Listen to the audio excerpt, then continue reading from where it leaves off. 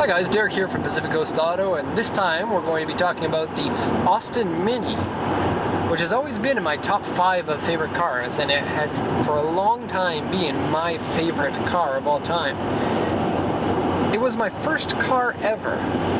When I was 18 years old I bought it, and I actually decided I was going to buy it about a year in advance, but I had no money to buy a car, and so I saved up 75% of my $7.15 minimum wage job every month for about 8 months in order to afford this car. I paid $3,750 for it, and at that time in Canada there were very, very few of these cars.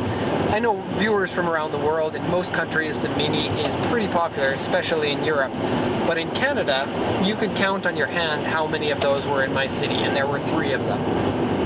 And every time that I saw one, taking pictures if I had a camera. We had no digital cameras back then, but you know, if you have the film camera with you, take a picture, talk to the person, you know, no posting on Facebook. It's strange how things have become nowadays. My mind is so Facebooky at the moment. Social media is controlling our lives, but that's another story. And so I always loved the Mini. I love the packaging, I love the small size of it, the transverse mounted engine, and just the style of it is what really got me. And this was kind of the baby time for the internet, and so there wasn't a lot of information online, but there was a decent size community online. The Vancouver Mini Club had a website, and they had a buy and sell section, and they had you know, threads that you could read through. And I really got into reading about it. I bought a lot of books from the bookstore because the internet just didn't have that much info, and that's how you got the information. You go to the library and buy books. I feel like such an old person talking about this. This is weird. I started this video not assuming that I would be making fun of the youth and how things are nowadays and how different they were when I was young. This wasn't too long ago. I'm only 32 years old, and so, you know, things have changed a lot. But anyways, loved the car, knew I wanted to buy one, scraped up the money together to get one. I got a little bit of help from my grandfather's inheritance when he passed away, and I was only allowed to dip into that when I turned 18. And so as soon as I turned 18, it was take that money and go to Vancouver to buy a car. I really knew nothing about cars back then, and so I bought a car that probably wasn't in very good shape, but I got it for not a bad price for a Mini, considering they're so uncommon and so rare.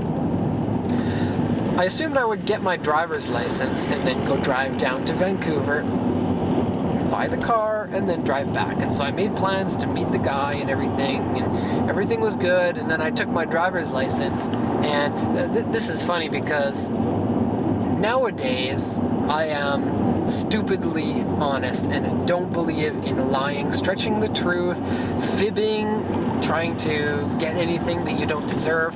I'm really against so many of those things, and I can thank my wife for that. She's really, you know, turned me around in many ways. But this is certainly something I wouldn't do nowadays, but I failed my driver's license test and drove down to Vancouver with my friend and drove back without actually having a license. And a little bit later, actually, about 4 months later, I was driving my car in my city, and the police gave me like $500 of tickets for not having my driver's license. They threw the book at me, basically. And, you know, I was young and stupid, and hopefully I'm not as stupid. I know I'm not as young anymore.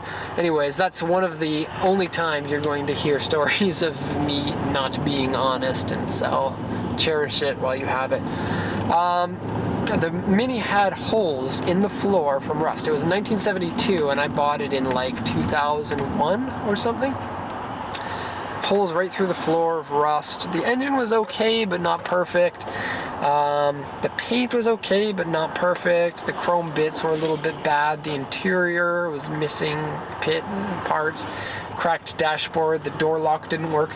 And so, not in the greatest of conditions. But I loved it. And that's the thing with the Mini, and something that I really want to impress on you in this video is, if you like the Mini, Japan has tons of them here. You can buy 15 of them a week if you really wanted to. They don't take up much space, and so, I mean, there's that. But that's something that you got to know if you're going to be buying a Mini, is that almost everyone who's owned a Mini knows that they're a love-hate relationship. You get treated like a rock star for owning one. They're really, really slow, and they're really fun to drive, and people love taking pictures of you in them, and everybody wants a ride in them, or they want to try to drive it. Everyone wants to see how many people you can get in the car, which, by the way, I think is 7 for me and my friends. And we bottomed out the bottom of the car while Sheldon was driving. I don't know if you're watching this, Sheldon, probably not. And yeah, rust is a big problem, a really big problem on them. But here in Japan, you can get them up to year 2000, which was the final year of production. And so some of the later model ones aren't so bad. But keep in mind that they are prone to rust, and so if you own one, you have to take care of it and make sure that you're waxing it properly and looking at the underside regularly. You can spray WD-40 on areas that are prone to rust, and that will seal them so that they don't rust. It'll displace the water even after it's dried, and so that's something you can do, or just undercoat or paint it. The engines themselves are reliable. You can get them anywhere from an 850cc to 1300cc, which I believe is 1275 actually, but they call it a 1.3. And they're in carbureted or fuel injected. They changed over, I believe, in 1991 to the fuel injected ones. The fuel injected ones are a lot easier to live with because the carbureted ones are always out of adjustment and can be hard to start in the winter. Mine was never hard to start in the winter in Canada unless it was really, really cold. And then I didn't have a lot of experience with cars at the time, but I think that my coolant was freezing because it would make kind of a slushy sound when I started it, when it was like minus 20 or below.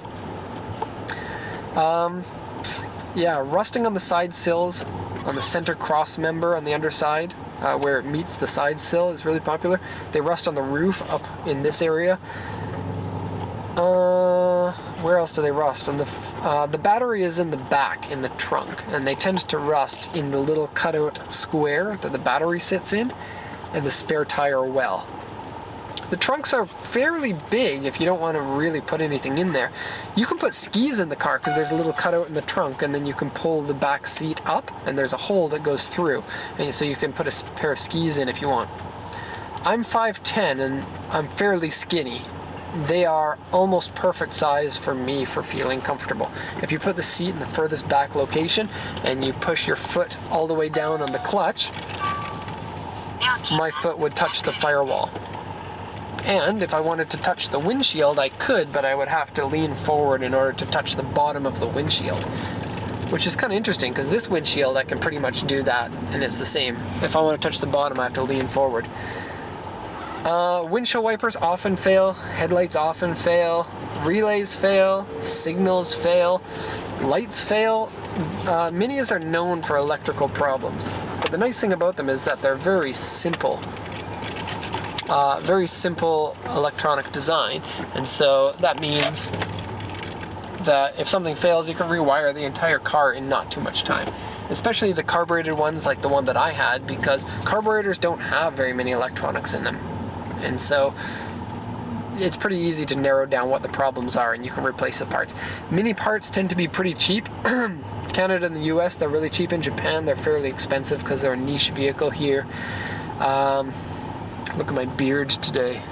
It's bad. Need to shave. I once had the headlights and the windshield wipers fail at the same time while I was driving in the dark. And it was due to a bad alternator, I think. And so the alternator would still charge the battery, but it wouldn't charge it fast enough. And so what I would do is let the car idle in the complete darkness. And in Canada, it can be really, really dark when there are no street lights around, like pitch black. So I'd sit there pitch black in my car for like 5 minutes while the alternator was charging the battery, and I'd turn my headlights on and drive for about 30 seconds, 45 seconds before I had to do that again. The car is really an adventure car. Wherever you go driving that car feels like an event. Especially, you know, I drive Legacy now, and don't get me wrong, I love the Legacy. It's been a very good car to me. It's been very reliable. It handles decently. It's got good power. It's comfortable. It's all these things that the Mini isn't. But when I get home, I don't think, oh yeah, that was a good drive. really got to go out and drive again. I just don't get that feeling. And very, very few cars give me that feeling, even sports cars. And the Mini certainly does. What else can I say about it? The Mini comes in 2 front ends, and left-hand drive and right-hand drive. Oh, you can put a Honda B-Series engine in there, a B18 or a B16. And those are some of the best engines ever made. And it's really not too hard. You can get a shop to do it for about $5,000 or $6,000 aside from the engine cost. Probably less. If you do it yourself, you can do it all for under $1,000, but usually, like for something that custom, the cost can be pretty exaggerated, I would say. But you can do it yourself. There's a company, can't remember the name of the company. There's one company named Watson that makes a kit for it. There's another company that's more popular than Watson now, but that was the big one back then. 160 horsepower in literally 600 kilogram car, 550 kilogram car, is crazy. Now the only thing that I've heard is that gearing really sucks if you have small tires on it because of the size of the tire. Your first gear is useless and you peak at 5th gear going like 100 kilometers an hour, which is a little bit annoying, or maybe 120. I don't know. I've never driven one, but that's one thing that I really want to do because the Minis are really slow. Mine had 37 horsepower, and even the newer ones, like the 1.3s, are only like 47 or 50 or 55, and the Coopers are like 68. And so yeah, they're really slow cars. So the Honda engine in there would be amazing.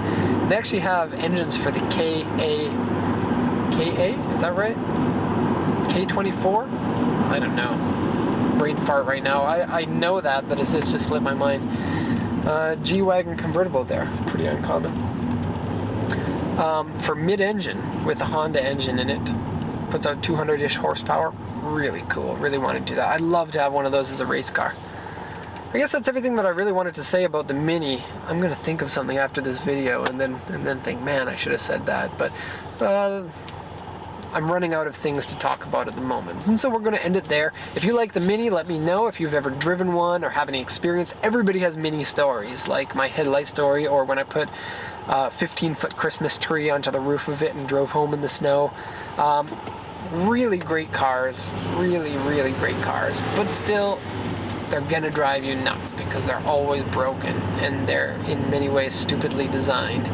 The first generation ones even had the floor pans mismatched the wrong way so that when you drove, even on a new car, it would force water into the cabin in the rain. And so, really weird. Anyway, it's gonna end there. Thanks for watching. Thumbs up for people who like Minis, and we're going to stop the cast there. Thanks a lot for watching, and bye-bye.